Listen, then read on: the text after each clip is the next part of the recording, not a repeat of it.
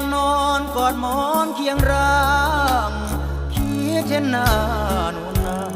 สุดอ้างว้างหัวใจอาวรเห็นหมอนใบเก่าที่เจ้านั้นเคยนุ่นนอนบัดนี้ไม่มีงามงอนเขาจรหนีจางจากไปบนเตียงเคยมีน้องนี้เคียงข้าง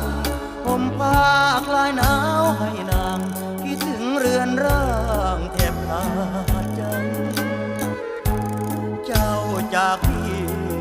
ทิ้งไว้แต่รอยอาลัยตั้งแต่เธอจากไปรู้ไหมใครปวดระบมคนเอ่ย